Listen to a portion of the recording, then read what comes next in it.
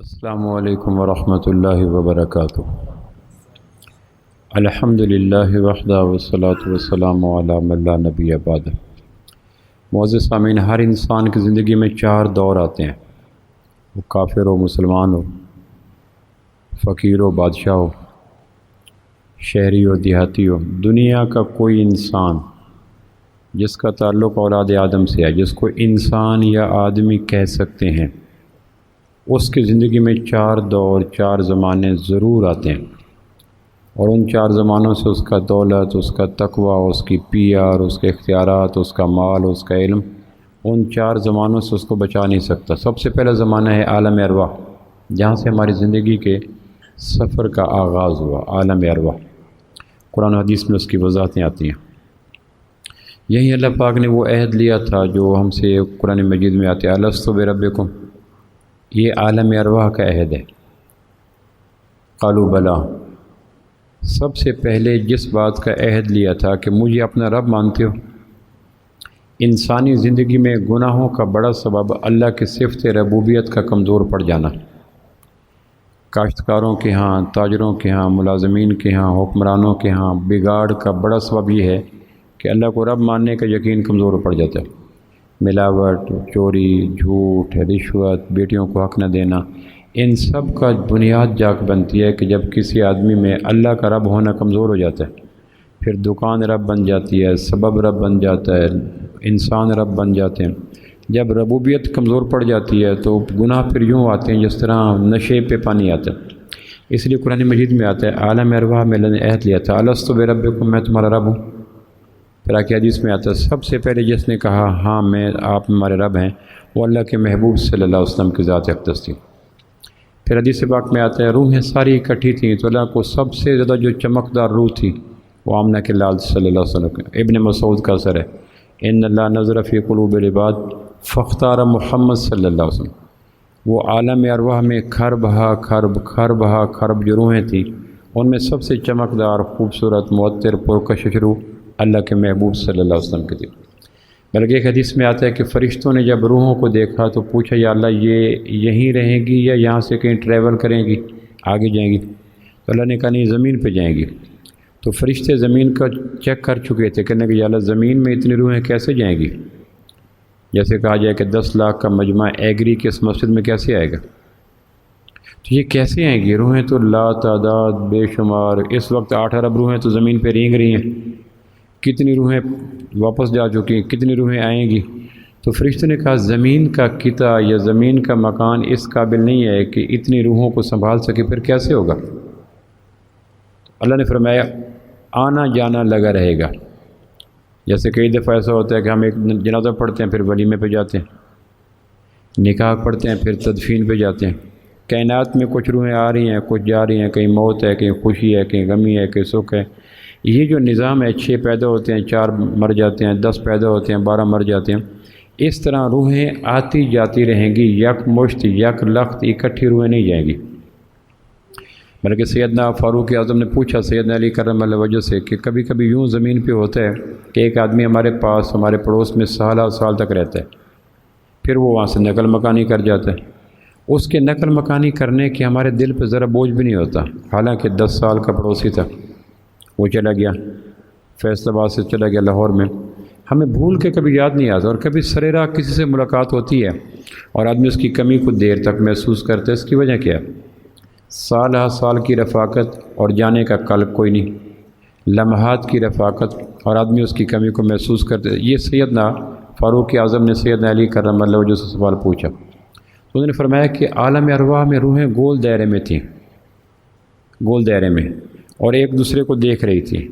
تو جن روحوں نے دیکھ کر ایک دوسرے کو سمائل پاس کی، مسکرائے، ان کا تعلق عالم ارواح سے ڈیولپ ہو گیا تھا، یعنی روحوں کا تعلق بن گیا تھا، روحوں نے ایک دوسرے کو پہچان لیا تھا۔ اور جو روحیں عالم ارواح میں دیکھ کر اجنبی رہیں، مسکرائیں نہیں، محبت والا پیغام نہیں پاس کیا، ان کا تعلق جسموں کا تھا، روحوں کا نہیں تھا۔ تو جب جسم رہے دنیا میں اکٹھے ٹھیک ہے، جب دور ہو گئے تو پریشانی بنتی ہے روحوں کے تعلق سے۔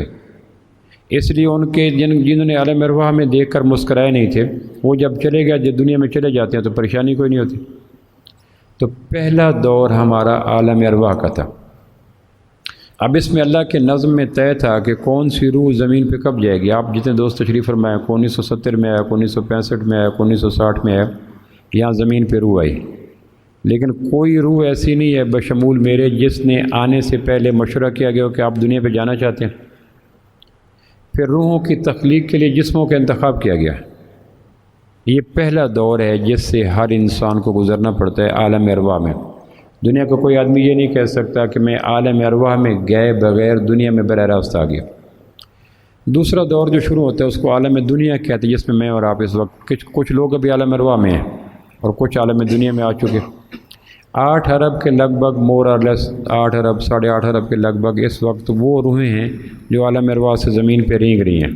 ان کو پھر وجود دیا گیا، کون مذکر بنے، کون مؤنث بنے، کون سفید بنے، کون سیاہ بنے، یہ اللہ کے نظم سے ہوا۔ حدیث پاک میں آتا ہے ماں کے پیٹ میں آتا ہے تو اللہ فرشتہ پوچھتا ہے ذکر نہ انثیٰ، یہ جو بچہ پرورش پا رہا ہے مذکر بنانا ہے مؤنث، اللہ جو طے فرماتے ہیں وہ بندے یہب لمن یشاء اناثا ویہب لمن یشاء الذکور او یزوجہم ذکرانا و اناثا ویجعل من یشاء عقیما، جس کو چاہے بیٹا دے، بیٹی دے، جڑواں دے، بانج رکھے۔ پھر اللہ سے فرشتہ پوچھا سبی نم غیر سبی، اس کو برابر یا اس میں کوئی نقص رکھنا ہے؟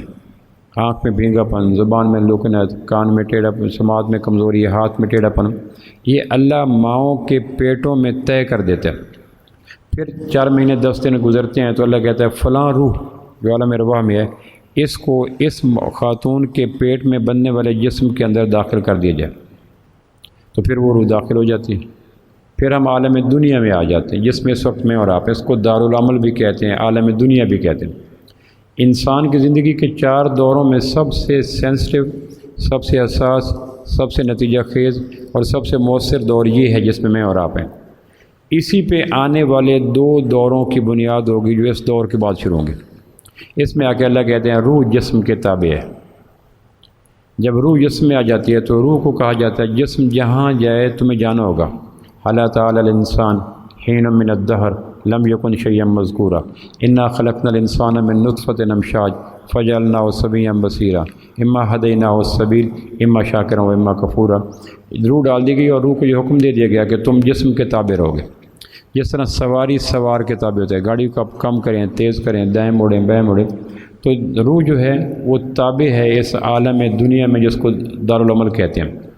اس میں پھر ہر آدمی کو آزاد کر دیا گیا، شراب پیو، زمزم پیو، مسجد میں جاؤ، میکدے میں جاؤ، سود کا کاروبار کرو، تجارت کرو، جھوٹ بولو، سچ بولو، بدعت لو، سنت لو، توحید پہ جاؤ، شرک پہ جاؤ، زنا کرو، نکاح کرو، جو بھی کام کر سکتے ہو۔ اس میں اما ہدیناہ السبیل آزاد ہے۔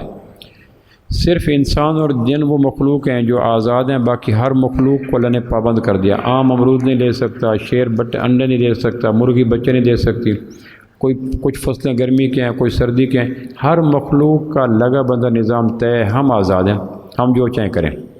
یہ آزادی کی صفت اس کائنات میں صرف انسانوں کو یا جنوں کو ملی ہے۔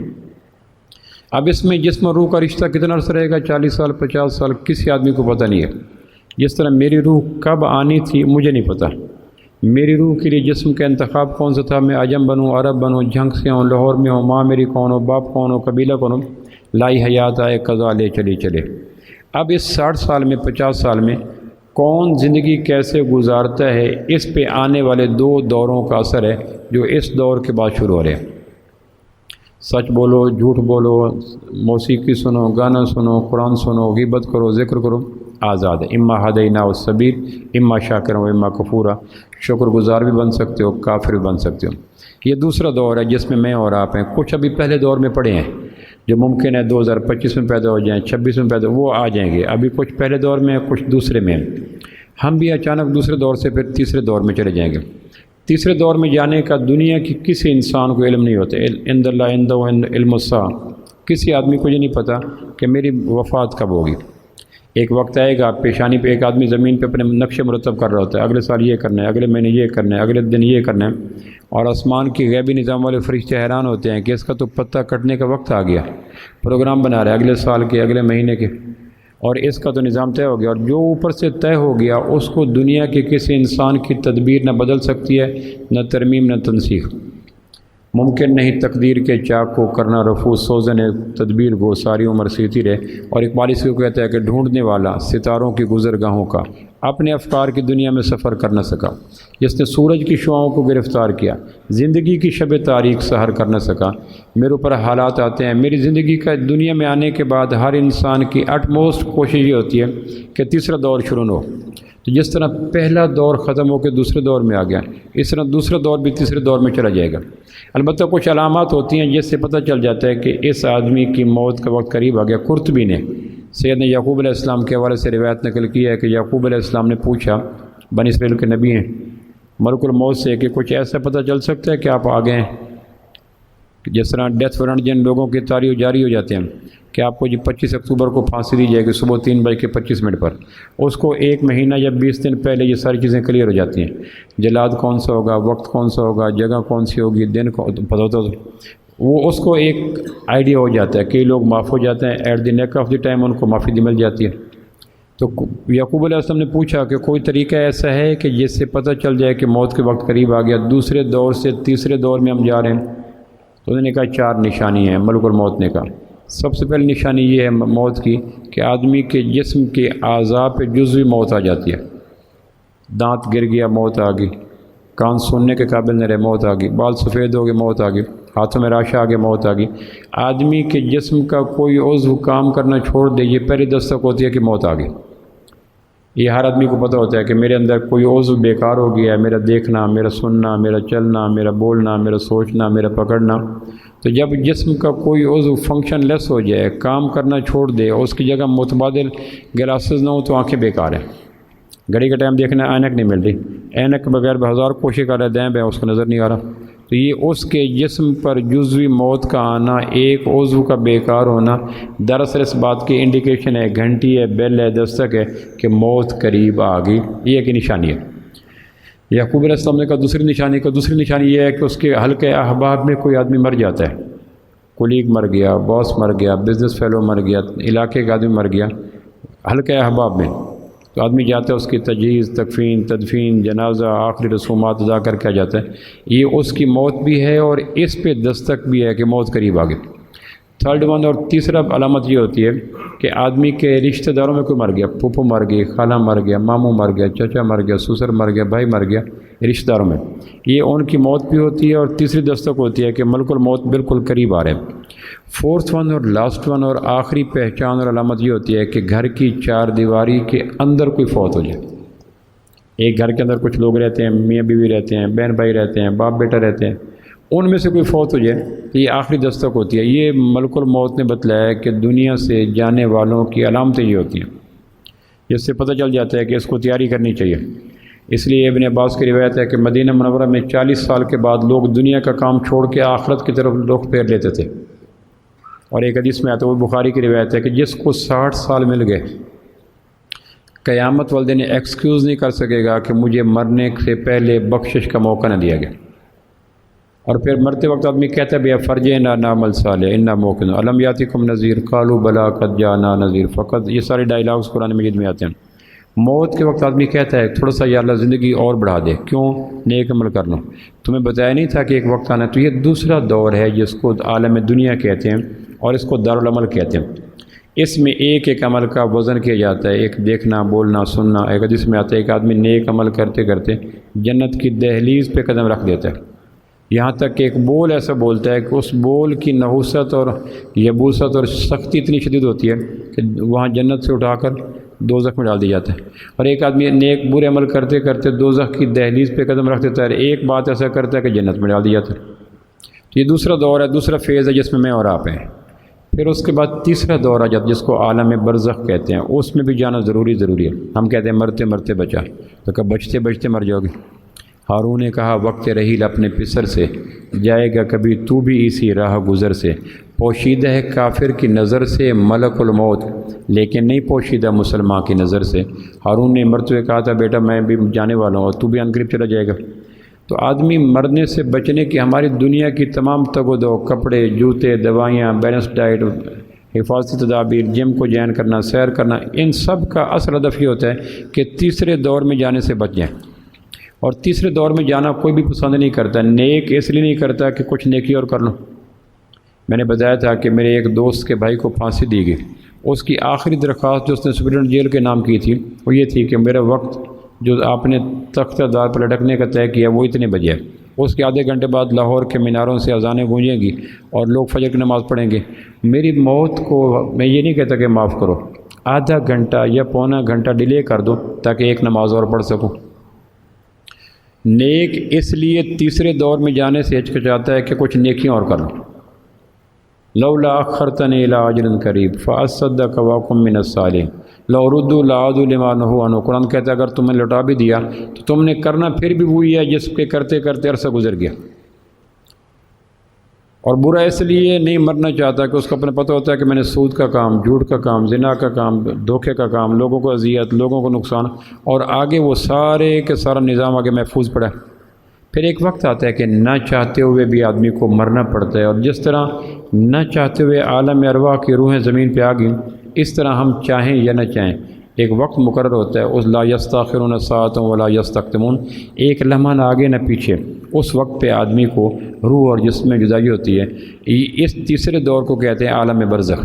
اس کا آغاز ہوتا ہے مرنے کے بعد تدفین سے، اور اختتام ہوتا ہے جب کائنات کا دوبارہ ناقوس پھونکا جائے گا اور سارے لوگ مر جائیں گے۔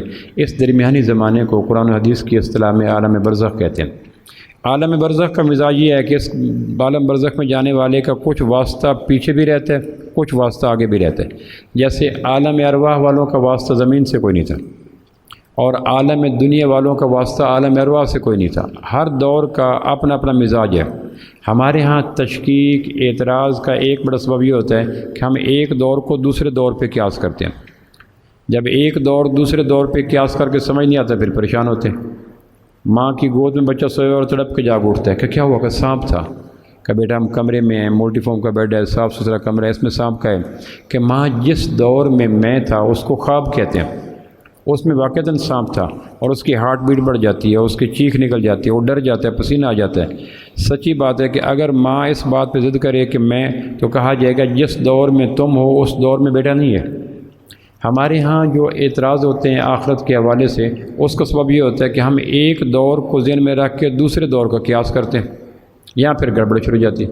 مشرکین مکہ کا آخرت کا یا عالم برزخ کے انکار کی بڑا وجہ یہی تھی کہ میں یحیی العظام وہی رمیم، کون زندہ کرے گا، 6 سال ہو گئے۔ تو وہ اس لیے کہتے تھے کہ مر جانے والے اگر زندہ ہوتے تو زندہ رہنے والے زندہ نہ کر لیتے۔ یہ ایک بہت بڑی ملحدین میں، ایتھیسٹ میں جو پریشانی ہوتی ہے وہ یہ ہوتا ہے کہ قیاس کرتے ہیں دنیا کو اور فٹنگ کرتے ہیں آخرت پر۔ تو تیسرا دور برزخ ہے جس میں اور آپ چند دنوں بعد چلے جائیں گے، کوئی پتہ نہیں 24 آخری کس کا ہوگا، 25 آغاز کس کا ہوگا۔ 100 سال کے بعد مور اور لیس دنیا کا ضابطہ یہ ہے کہ 100 سال کے بعد اس وقت کے زمین پہ چلنے والے 8 ارب میں ایک بھی باقی نہیں ہوگا، کوئی کل گیا کوئی پرسوں گیا۔ 1 صدی میکسیمم دی جاتی ہے، اس کے بعد بیکار زندگی ہوتی ہے۔ ورنہ حدیث پاک میں آتا ہے، بخاری میں آتا ہے کہ میری امت کی اوسط عمر 60 اور 70 کے درمیان ہے، اس کے بعد چلے جاتے ہیں۔ گورنمنٹ بھی 60 سال پہ ریٹائر کر دیتی ہے۔ تو تیسرا دور جس کو عالم برزخ کہتے ہیں، اس دور کا مزاج یہ ہے کہ عالم برزخ میں جانے والا کچھ رابطہ رکھتا ہے عالم دنیا سے، کچھ رابطہ رکھتا ہے عالم آخرت سے۔ اس کو جنت کے دروازے بھی کھول کے دکھائے جاتے ہیں، اور آنے والوں سے آگاہی بھی ہوتی ہے کہ میری قبر پہ کون ہے، کس نے کیا پڑھا، کس نے کیا۔ حدیث میں آتا ہے، بخاری مسلم متفق علیہ روایت ہے کہ جب بدر فتح ہوا تو آپ نے بدر میں 3 دن قیام فرمایا۔ فتح کے بعد مزاج تھا، تیسرے دن جب جانے لگے بلکہ بدر کے واقعہ کے شروع ہونے سے 1 رات پہلے آپ نے فرمایا تھا کل یہاں عتبہ مرے گا، عتیبہ مرے گا، شیبہ مرے گا، نظر مرے گا، ابو جہل مرے گا۔ آپ نے صحابہ کو زمین پہ لاٹھی رکھ کر اشارہ دیا یہاں یہ مریں گے، اور اگلے دن جب بدر ہوا تو واقعتاً وہ سارے مرے پڑے تھے۔ پھر آپ نے ان کو کھینچ کر کلیب بدر، ایک بدر کا کنواں تھا، اس میں ڈال دیا گیا، 70 کے لگ بھگ تھے، اس میں ڈال کے مٹی ڈال دی گئی۔ اور جب بدر کے فتح کے 3 دن بعد آپ نے وہاں قیام کیا، تیسرے دن عصر کے لگ بھگ بدر سے مدینہ جانے لگے تو پھر آپ وہ کلیب بدر، بدر کا جو کنواں جس میں 70 مرے پڑے تھے مشرکین کے، وہاں آ کے کھڑے ہوئے، اور آپ نے وہاں خطبہ دیا۔ بخاری مسلم دونوں میں وہ خطبہ درج ہے۔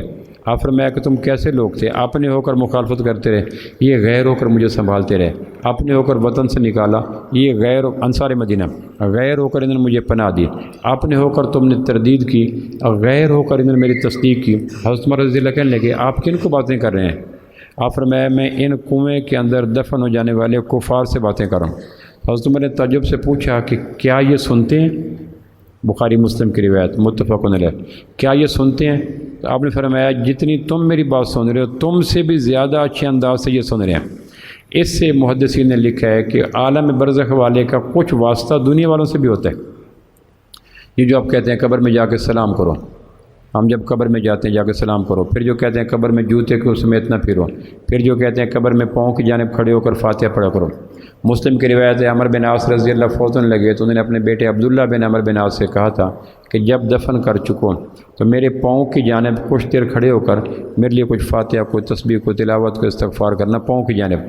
اس پہ فقہا نے اور محدثین نے لکھا کہ پاؤں کی جانب کھڑے ہونے کے بعد عالم برزخ والا کو جزوی اللہ اختیارات دیتا ہے کہ وہ دیکھ لو وہ آیا کھڑا ہے۔ اس لیے فرمایا کہ سوموار اور جمعرات کو آپ صلی اللہ علیہ وسلم روزے رکھتے تھے اور اس روزے کی افطاری کے وقت مرنے والوں کے لیے دعا کرتے تھے، اور پھر کہتے تھے قبرستان آپ کی وفات کا سبب بھی جنت البقیع کی آخری رات کا ایک وزٹ تھا، اس میں فرمایا تھا کہ تم چلے گئے میں بھی عنقریب تمہارے پاس آنے والا ہوں۔ تو عالم برزخ میں یہ آغاز ہوتا ہے، اس میں کچھ واسطہ دنیا سے رہتا ہے، اس میں اور آپ چلے جائیں گے۔ اب اس کی حقیقی توجیہ تفصیل کیا ہے؟ یہ ممکن نہیں ہے سمجھنا سمجھانا، بعض چیزیں آدمی مان سکتا ہے سمجھ نہیں سکتا، اور ہر آدمی اگر آدمی سمجھ کے چلے تو پھر ایمان عقل پہ ہوتا ہے، مغی بات پہ نہیں ہوتا۔ ایک آدمی کو کہ آدمی کے عقل سمجھ نہیں آتی، بات سمجھ کہ اللہ کے نبی نے فرمایا کہ پھر میں نے ایمان عقل پہ نہیں لایا، اللہ کے محبوب صلی اللہ علیہ وسلم پہ لیا۔ تو شریعت کچھ اوامر ایسی دیتی ہے جو عقل و فکر و وجدان سے ماورا ہوتے ہیں، بالائے عقل ہوتے ہیں، خلاف عقل نہیں ہوتے، لیکن اللہ آدمی کو کہتا ہے کہ اس لیے مانو کہ میرے محبوب نے یہ ارشاد فرمایا بالائے عقل۔ تو عالم برزخ ہے، عالم برزخ سال کا ہے، 2 صدیوں سے لوگ پڑے ہیں۔ آدم علیہ السلام کا پہلا بیٹا حابیل عالم برزخ میں گیا۔ اس کائنات میں برزخی لائف کا آغاز آدم علیہ السلام کے بیٹے حابیل سے ہوا جو دفن کیا گیا، اور اس کے بعد لوگ صدیوں سے آ رہے ہیں جا رہے ہیں۔ جس طرح ہم پہلے دور سے دوسرے دور میں آنے پہ مجبور ہیں، عالم ارواح سے عالم دنیا میں آنے پہ مجبور ہیں، بعین ہی ہم عالم دنیا سے عالم برزخ میں جانے پہ مجبور ہیں۔ عالم برزخ کے زمانے کو دارالانتظار بھی کہتے ہیں، وہاں ہم ویٹ کرتے ہیں کہ پتہ نہیں کیا بنے گا۔ پھر اس کے بعد یہ ہزاروں سال کا پینڈا ہے، خربوں سال کا پینڈا ہے، اس پہ کوئی سائنس، کوئی زمانہ، کوئی اسٹرانومسٹ گواہی نہیں دے سکتا کہ عالم برزخ کتنے ہیں۔ صدیوں سے پڑے ہیں، نوح علیہ السلام کے دور کے لوگ پڑے ہیں، موسیٰ علیہ السلام کے، ابراہیم علیہ السلام کے، جن کی قبروں کی شناخت بھی نہیں۔ پھر وہ مرنے والا مرد مر جائے، جل جائے، سمندر میں ڈوب جائے، ویل مچھلی کھا جائے، اس کا تعلق اس سے کوئی نہیں ہوتا۔ ہم کہتے ہیں اس کا تو اعضاء آس بن وائل نے یہی کیا تھا مکہ مکرمہ میں، جنت المالا سے ایک پرانی سی ہڈی اٹھا کر اس کو ایسے مسلا، اور مسل کے وہ ہڈی مسلی گئی، پھر پھونک مار کے ذرات کو اڑا کے کہنے لگا میں یحیی العظام وہی رمیم۔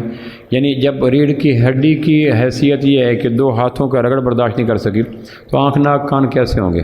قل یحیی الذی انشأ اول مرہ اولم یری الانسان انا خلقناہ من نطفہ فاذا هو خصیم، سورہ یاسین کی آیات اتری۔ تو میں نے کہا تشکیک اس لیے ہوتی ہے کہ جب ذہن میں رکھتے ہیں دنیا کو، سوچتے ہیں آخرت کو یا برزخ کو، تو پھر فٹنگ نہیں ہوتی۔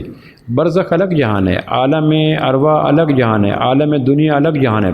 جب اس جہان میں جائیں گے تو کتنی ایسی چیزیں حقیقتیں جو کھل جائیں گی، اور وہاں آنے والے بتا نہیں سکتے۔ حضرت عمر رضی اللہ جنت البقیع میں کھڑے تھے، کہنے لگے سناؤ کیا حال ہے آپ نے، کیونکہ بدر کا وہ واقعہ دیکھ چکے تھے۔ پھر کہنے لگے سناؤ تمہارا کیا حال ہے، پھر کہنے لگے اچھا پھر پہلے ہم سے ہمارا حال سن لو۔ تمہاری بیویوں نے شوہر کر لیے، تمہارے گھروں میں نئے مکین آ گئے، تمہارے اموال تقسیم ہو گئے، اور تم بھولی بسری داستان مانگے جیسے کبھی تم آئے ہی نہیں تھے۔ اب تم بتاؤ تمہارا کیا حال ہے۔ ساتھ والے غلام سے کہنے لگے اگر یہ بول سکتے تو یہ کہتے، عالم برزخ والوں کی توجیہ کی۔ تو تیسرا دور جس میں میں اور آپ عن قریب جانے والے ہیں وہ عالم برزخ ہے، کیونکہ کچھ عالم ارواح سے عالم دنیا میں نہیں آئے تو وہ عالم ارواح دنیا میں آنے والے ہیں، اور جو عالم دنیا میں ہیں ان کی اگلی منزل عالم برزخ ہے، وہ چاہیں یا نہ چاہیں۔ آدمی کوشش کرے کہ اینما تکونوا یدرککم الموت ولو کنتم فی بروج مشیدہ، لوہے کے کلوں میں بھی چلے جاؤ تو بھی ہم نے اٹھا کر تمہیں عالم برزخ میں پش کرنا ہی کرنا ہے۔ فلولا اذا بلغت الحلقوم وانتم حینئذ تنظرون نحن اقرب الیہ منکم ولکن لا تبصرون فلولا ان کنتم غیر مدینین ترجعونہا۔ تو اللہ کہتا ہے کہ جس طرح تم پابند تھے عالم ارواح میں عالم دنیا میں آنے سے، سو تم ایک آدمی نے مرغی رکھی ہوئی ہیں ڈربے میں، بریڈر کرتا تھا، میں کبھی جاتا ہوں لینے کے لیے تو وہ اندر ہاتھ ڈالتا ہے تو مرغیاں ڈر کے پیچھے ہٹ جاتی ہیں، تو پھر وہ مسکرا کے کہتے ہیں کب تک بچو گی؟ آخر کسائی کے ہاتھوں میں ڈربے کی مرغیاں کب تک بچ سکتی ہیں؟ اس طرح ہم کب تک ملک الموت کے ہاتھوں سے بچیں گے؟ مرتے مرتے بچا کہ بچتے بچتے مر جائیں گے، تو جانا ضروری ہے۔ تیسرا دور عالم برزخ ہے، وہ صدیوں کا ہو، خربوں صدیوں کا ہو، ماہو سال، کوئی پتہ نہیں، اس کا ایک الگ جہان ہے، الگ ایک سسٹم ہے۔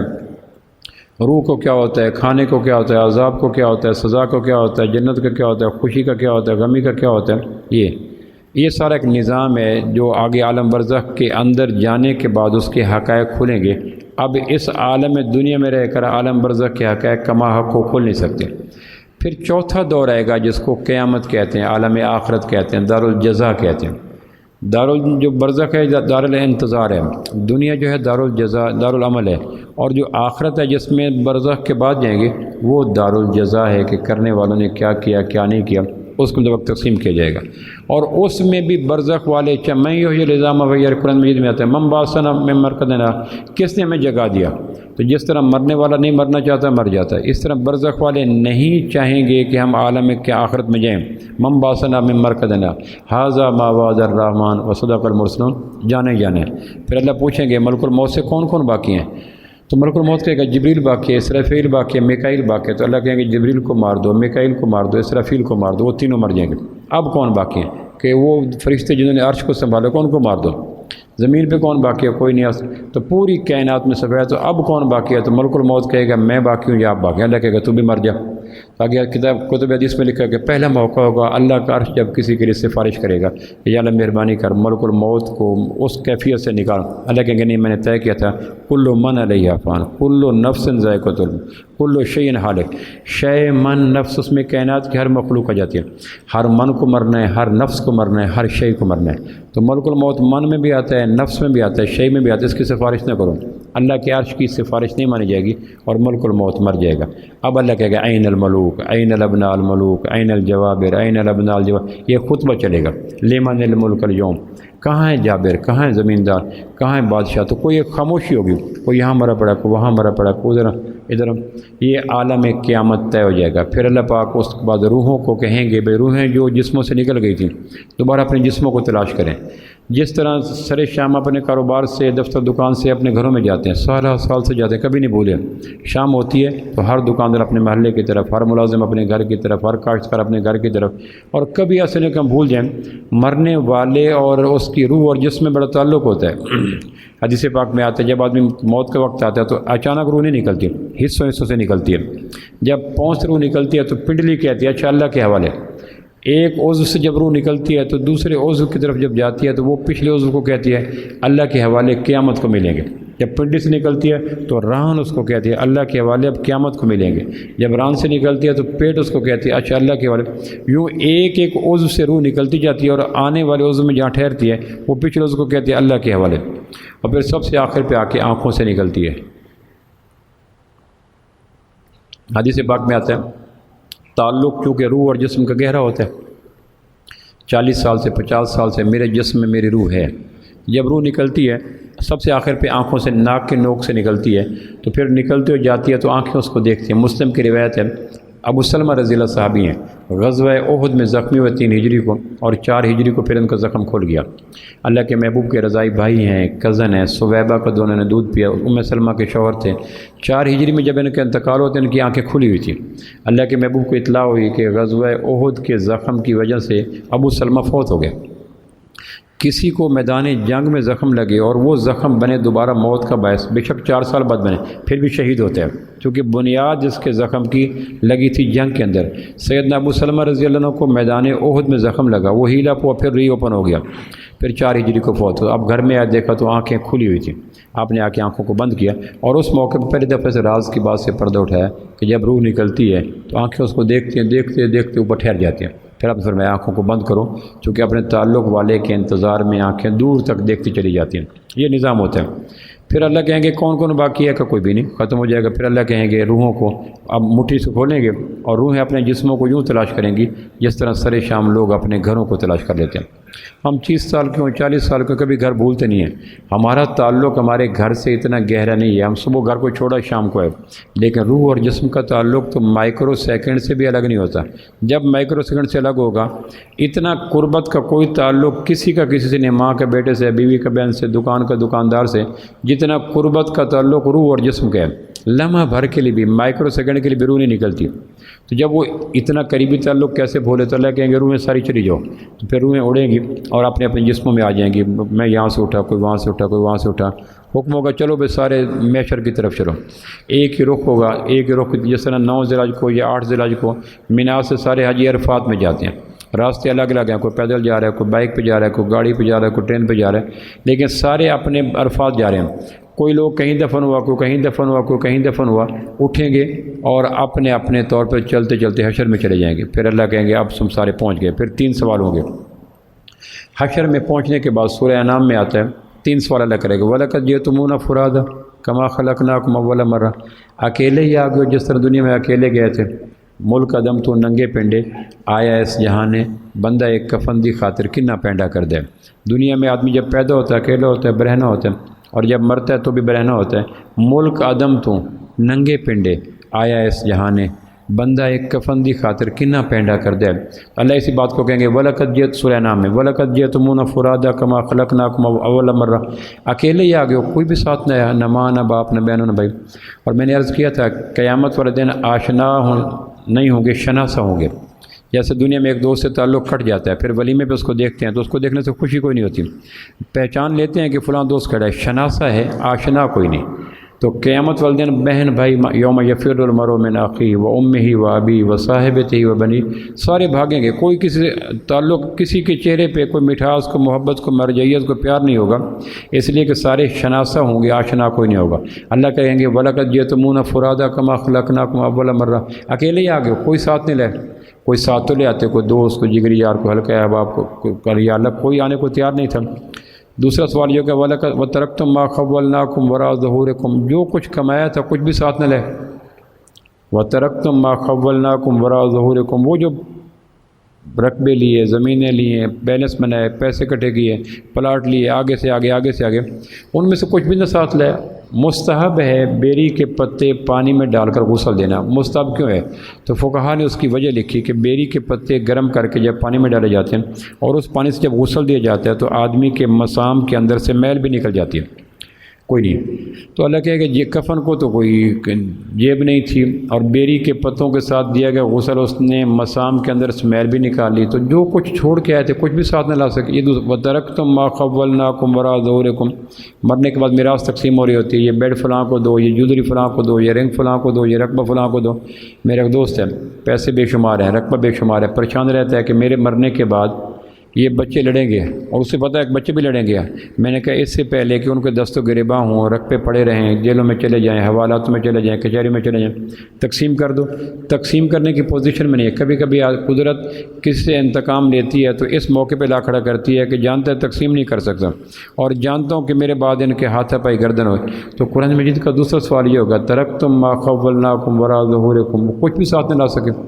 آدمی کے قبر میں اگر کوئی چیز گر جائے، کوئی جویلری گر جائے، کوئی انگوٹھی گر جائے تو فقہا کا یہ ہے کہ نکال لو، تاکہ قرآن کہے گا ترکتم ما خولناکم وراء ظہورکم، کچھ بھی نہ لا سکے۔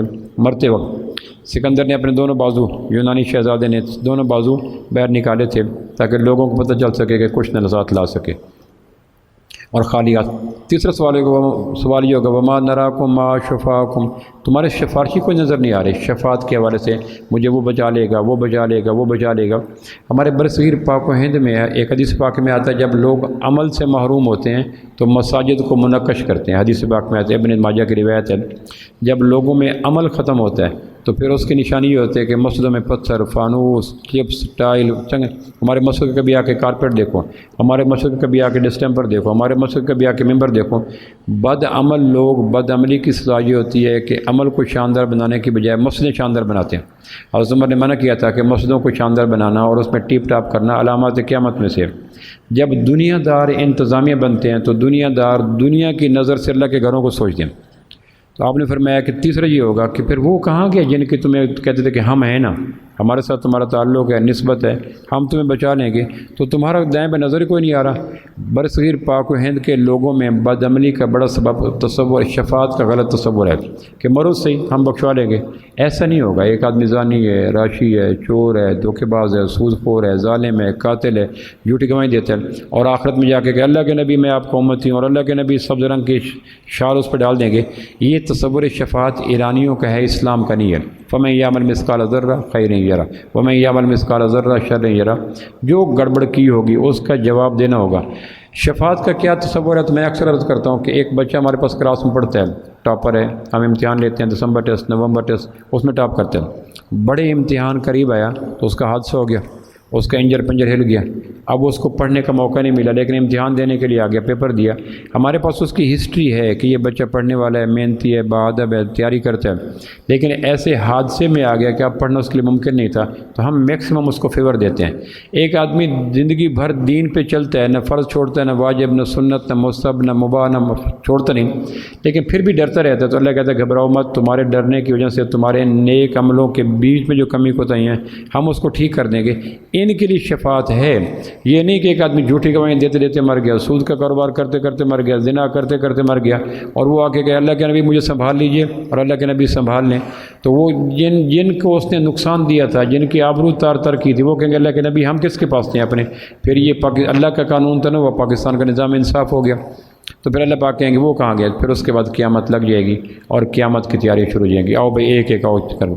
تو یہ جس طرح عالم دنیا سے عالم برزخ میں جاتے ہوئے کچھ علامات ہیں، بڑی قیامت کے آنے کا ایگزیکٹ کسی کو نہیں پتہ۔ حدیث میں آتا ہے، حدیث جبریل ہے، بخاری کی یہ روایت ہے جس کو محدثین حدیث جبریل کہتے ہیں، اس میں یہ کہا گیا کہ جبریل نے آ کے پوچھا آپ صلی اللہ علیہ وسلم سے قیامت کب آئے گی؟ آپ نے کہا نہ مجھے پتہ نہ تجھے پتہ، ان اللہ عنده علم الساعة وَيُنَزِّلُ الْغَيْثَ وَيَعْلَمُ مَا فِي الْأَرْحَامِ، کہ کسی آدمی کائنات کے آدمی کو عنده اللہ ہی کو پتہ ہے وہ سال کون سا ہوگا، مہینہ کون سا ہوگا، دن کون سا ہوگا، وقت کون سا ہوگا جب ناقوس پھونک دیا جائے گا۔ ناقوس پھونکنے کے بعد کائنات کی تقریب شروع ہو جائے گی، زمین آسمان ہل جائیں گے، سمندروں کو آگ لگ جائے گی، پہاڑ اڑنے لگیں گے، انسان پتنگے بن جائیں گے، ستارے جھڑ جائیں گے۔ اب یہ کب ہوگا؟ 2024 میں ہوگا، 25 میں ہوگا، 26 میں ہوگا؟ حدیث میں جبریل میں آتا ہے کہ جبریل نے پوچھا قیامت کب آئے گی؟ آپ فرمایا ان مل مسول عنہا عالم من السائل، مجھے بھی صحیح طرح پتہ نہیں اس سال کا جس طرح آپ کو نہیں پتہ۔ البتہ کچھ علامات ایسی ہیں جس سے پتہ چل جاتا ہے کہ علامت قیامت قریب آگ لگی ہے، ان علامات کی روشنی میں آدمی جج کر سکتے ہیں۔ جس طرح میں نے کہا دوسرا دور جس کو عالم دنیا کہتے ہیں، یا وہ تیسرے دور میں آدمی داخل ہوتا ہے جس کو عالم برزخ کہتے ہیں، تو دنیا سے جانے والا حضرت یعقوب علیہ السلام کے بقول قرطبی کی تفسیر میں جو لکھا ہے 4 نشانیاں، اس طرح آپ صلی اللہ علیہ وسلم نے کچھ نشانیاں بتائیں کہ اگر وہ نشانیاں قریب آ لگیں تو 2 چیزوں کا گیس کر لینا ہے۔ ایک تو یہ ہے کہ یہ نشانیاں بدترین لوگوں کے دور میں زندہ ہوں گی۔ پہلی بات اس کو میں اور آپ سوچیں کہ اگر علامات قیامت بیان کرنے کے بعد ہم محسوس کریں کہ یہ بھی ہے، یہ بھی ہے، یہ بھی ہے، یہ بھی ہے، تو اب مسلم کی روایت ہے کہ علامات قیامت بدترین لوگوں پہ ظاہر ہوں گے۔ جن لوگوں کے دور میں علامات قیامت کا منظر نظر آنے لگے، وہ سب کچھ کے ہوتے ہوئے اللہ کے محبوب کے بقول مسلم کی روایت میں بدترین لوگ ہیں کہ قیامت حصالت الناس شرار الناس، جس طرح ایک بھوسا ہوتا ہے کسی فصل کا، گندم کا بھوسا، اس طرح قیامت کی علامات ظاہر ہوں گی بھوسا مزاج لوگوں پر۔ ان کے اسٹیٹس کیا ہے، کبھی اس کو چھوڑ دو۔ علامات قیامت آپ نے کچھ ارشاد فرمایا، اگر آپ کو موقع ملے تو آپ علامات قیامت والی کتابیں پڑھیں تاکہ آپ کو اندازہ ہو کہ علامات قیامت کتنی قریب آ چکی ہے اور ہم تیاری کرنے میں لگ جائیں۔ ایک علامات قیامت میں یہ ہوگا کہ نمازیں ضائع ہوں گی۔ پاکستان میں کتنے لوگ ہیں جو نمازیں پڑھا کر اس کو سروے کیا جائے تو 97% کم و بیش لوگ ہوئے ہیں جو نماز نہیں پڑھتے۔ عہد نبوت میں اگر 1000 آبادی ہے کسی بستی کی مسلمانوں کی تو اس میں 999 نمازی نہیں تھے، 1000 کی 1000 نمازی تھے۔ اور اگر اب بستی ہے 1000 آدمی کی تو اس میں 50 نمازی ہیں، 950 نمازی نہیں ہیں۔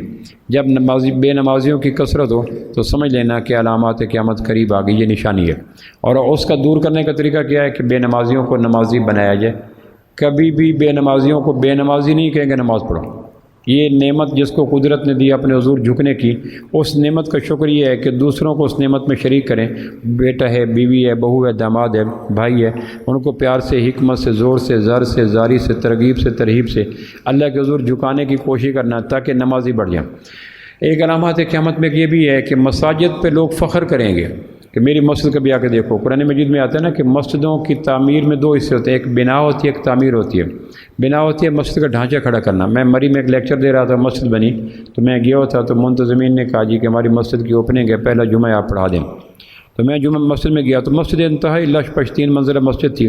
شاید فیصل آباد کی مساجد میں گنی چنی مسجدیں ہیں جو بنا کے حوالے سے اتنی ہوں۔ مسجد کی دو پہلو ہوتے ہیں، ایک ہوتا ہے مسجد کا ڈھانچہ کھڑا کرنا جس کو بنا کہتے ہیں، من بنا للہ مسجد، ڈھانچے کھڑا کرنے کو بنا کہتے ہیں۔ اس کے لیے 3 ہدایات ہیں۔ جب بھی مسجد کا ڈھانچہ کھڑا کرو سادہ کھڑا کرو، جب بھی مسجد کا ڈھانچہ کھڑا کرو رزق کے حلال سے کھڑا کرو، اور جب بھی مسجد کا ڈھانچہ کھڑا کرو تو معمار اور مستری وہ تلاش کرو جو باعمل ہوں۔ اگر یہ 3 چیزیں مسجد کے ڈھانچے میں ہوگی تو مسجد مؤثر ہوگی، اور اگر سادگی کی بجائے اسراف کی طرف چلی جائیں گی، اور حلال کی بجائے حرام کی طرف چلی جائیں گی، اور لیبر مسجد کے اندر سگریٹ پی رہی ہے، گپ شپ کر رہی ہے، ناپاک کپڑے پہن کے پھر رہی ہے، نمازوں کے وقت وہ کھانا کھا رہے ہیں ان کو، تو پھر ان مسجدوں کے اندر آنے والوں کی اس قدر درجے کے تزکیہ نہیں ہوگا۔ آپ نے فرمایا تھا کہ مشرکین مکہ کی بنا سے اپنے آپ کو معذور نہ کرنا۔ کیا مقصد؟ جب بیت اللہ گر گیا آمنہ کے لال کے دور میں، نیا بیت اللہ بنانے کا وقت ہے، ابو وہب عابد متولی بنا بیت اللہ کا۔ اس نے ایک بات یہ کی کہ جو بھی بیت اللہ کی بنا کے لیے پیسہ دے وہ آنے سے پہلے بیت اللہ پہ ہاتھ رکھ کے کہے گا میں اللہ کے گھر میں اللہ کے ذاتی نام کی قسم اٹھا کے کہتا ہوں یہ جو پیسہ میں دے رہا ہوں یہ حلال ہے، حرام نہیں ہے۔ پورے بیت اللہ کی بنا کہتے ہیں ڈھانچہ کھڑا کرنا، سٹرکچر کھڑا کرنا، گرے سٹرکچر، مینار، مسجد، دیواریں۔ تو ہر مشرک جب مال دینے کے لیے آتا تو ابو وہب عابد، اس وقت اسلام نہیں ہے، ابو وہب عابد ان سے کہتا حلف دو۔ تو آپ نے فرمایا تھا کہ مسجد کے بنانے میں مشرکین مکہ سے معیار میں گر نہ جانا کہ وہ تو بیت اللہ کو بنانے کے لیے حلال کا خیال کریں اور تمہیں جو مل جائے ماشاءاللہ ماشاءاللہ ماشاءاللہ، اس لیے کہ اتنی تاکہ، اور جب ایک کمرہ بنا بیت اللہ کا، ابن کثیر نے البدایہ والنہایہ میں لکھا ہے ایک کمرہ بن گیا تو دوسرے کمرے کی 4 فٹ 5 فٹ کی دیواریں بنی اور حلال ختم ہو گیا، اور اتنے میں حج کے ایام آ گئے۔ اب حج پہ لوگ اونٹنے پہ آتے ہیں، پیدل آتے ہیں، اطراف عالم سے آتے ہیں، شرق غرب سے آتے ہیں، تو اب مشورہ کیا کریں، حلال ختم ہو گیا۔ کمرہ ایک بنا جیسے اب بھی بنا ہوا ہے، دوسرے کمرے کی 4 فٹ 5 فٹ کی دیواریں بنی اور حلال ختم ہو گیا۔ اب وہ آپ نے کہا پیسے لاؤ، پیسے لاؤ، انہوں نے کہا یہ حلال کوئی نہیں، کوبے کے ہیں، جسم فروشی کے ہیں، ڈکیتی کے ہیں، چوری کے ہیں۔ انہوں نے کہا ہم نے اللہ کے گھر، میں کبھی سوچتا ہوں کہ مشرکین مکہ نے دوران شرک اسلام سے پہلے بیت اللہ کی بنا میں جو پیمانہ رکھا، پورے پاکستان کی ایک مسجد بھی اس پیمانے پہ پوری اترنے کے لیے تیار نہیں ہے۔ لکھوں کا مسجد ہیں، ہر مسلک کی، ہر جماعت کی، ہر گروہ کی، اور ان سے پوچھ جائے کہ کیا تم لانے والوں سے وہ معیار رکھتے ہو جو مشرکین مکہ بیت اللہ کی تعمیر میں، یا تو ماشاءاللہ جزاک اللہ کرتے رہو کہ پیسے آنے چاہیے۔ تو جب دوسرا کمرہ 4 فٹ 5 فٹ کا بنا تو پیسے ختم ہو گئے، اس پہ کہا گیا کیا کریں۔ تو یہ جو ٹیم تھی ابو وہب عابد کی زیر نگرانی بیٹھی اور اس نے مشورہ کیا کہ بیت اللہ کے حاجی آئیں گے اور آ کے دیکھیں گے کہ مکہ کے مشرکین یا مکہ کے قریش ہم سے عزت لیتے ہیں، سیادت لیتے ہیں، سوادت لیتے ہیں کہ ہم بیت اللہ کے متولی ہیں، اور 2 کمرے نہیں بنا سکے۔ ہماری رسوائیاں بیت اللہ پہ یہ لوگ اونٹوں پہ لے کر اطراف عالم میں لے جائیں گے، اور ہم دنیا بھر میں رسوا ہو جائیں گے کہ مکہ کے قریش اللہ کے گھر کے 2 کمرے نہیں بنا سکے، کیا کریں۔ اس پہ کچھ لوگوں نے کہا کہ جتنا حلال ہو گیا میسر ہوا، جتنا نہیں ہے اوپر سے حرام بنا دیں۔ اس پہ طے یہ ہوا کہ ہم اطراف عالم میں، اکناف عالم میں، دنیا بھر میں اونٹوں پہ جانے والے لوگوں کی زبانوں سے رسوائیاں برداشت کر سکتے ہیں، اللہ کے گھر پہ حرام نہیں لگائیں گے۔ میں کبھی کبھی یہ واقعہ بیان کرتا ہوں تو آگے مسلمان کہتے ہیں سبحان اللہ، میں کہتا ہوں اندازہ کرو ان کے ایمان کا کہ مشرکین مکہ پہ سبحان اللہ کہہ رہے ہیں، پھر دوبارہ دہراتا ہوں، پھر سبحان اللہ نہیں کہتے، منہ نیچے کر دیتے ہیں۔ میں نے کہا پہلے سبحان اللہ کہنا اس بات کی علامت تھی کہ وہ ایمانی اعتبار سے تم سے زیادہ تھے۔ آدمی کم تر پہ سبحان اللہ نہیں کہتا، برتر پہ سبحان اللہ کہتے ہیں۔ تو علامات قیامت میں ایک علامت یہ ہوگی کہ لوگ اس پہ فخر کریں گے کہ ہماری مسجد کی بنا دیکھو، ٹائل دیکھو، کارپیٹ دیکھو، فانوس دیکھو، پیسے دیکھو، ممبر دیکھو، محراب دیکھو۔ حالانکہ فخر کی بات بنا نہیں ہے، فخر کی بنا بات تعمیر ہے۔ انما یامر مساجد اللہ من آمن باللہ والیوم الآخر۔ تعمیر کہتے ہیں بندوں کو اللہ کے گھر میں لا کر اللہ کے حضور جھکنے کے لیے تیار کرنا، اس کو تعمیر کہتے ہیں، اور میٹیریل لا کر ڈھانچہ کھڑا کرنا اس کو بنا کہتے ہیں۔ تعمیر پہ فخر ہوتا ہے، بنا پہ فخر نہیں ہوتا۔ مسجد نبوی پہ 1 روپیہ نہیں لگا، پتھر وہاں مفت تھے، گارا وہاں مفت تھا، ابو ایوب انصاری کے گھر کے باغ کے خشک کھجور کے تنے مفت تھے، اور لیبر مفت تھی، معمار مفت تھے، تو 1 روپیہ نہیں لگا مسجد نبوی کی بنا پہ، تاکہ بعد میں سفیر لے کر چندہ لے کے پھرتے نہ رہے کہ ہمارے گھر میں گاؤں مسجد بن رہی ہے، پیسے دو پیسے دو۔ تو علامات قیامت میں ایک یہ ہوگی کہ لوگ بنا پہ فخر کریں گے، تعمیر پہ نہیں۔ یہ نہیں کہیں گے کبھی ہماری مسجد میں آ کے زور کے نمازی دیکھو، کبھی فجر کے نمازی دیکھو، جتنے جمعے پہ ہوتے ہیں اتنے فجر پہ ہوتے ہیں۔ فخر کی بنا یہ ہو جائے گی کہ فلاں ملک کی ٹائل، فلاں ملک کا فانوس، فلاں ملک کا پتھر۔ تو جب مسجدوں کی بنا پہ فخر ہو، اور حدیث پاک میں ابن ماجہ کی روایت ہے، جب اللہ کسی سے ناراض ہوتا ہے یا لوگ بدعمل ہوتے ہیں تو وہ مسجدوں کی بنا پہ فخر کرتے ہیں۔ تو مسجدوں کو چمکانا یہ علامات قیامت میں ہے۔ تو میں عرض یہ کر رہا تھا کہ علامات قیامت یہ بتاتی ہیں کہ اس وقت سیلاب قریب آ لگا ہے۔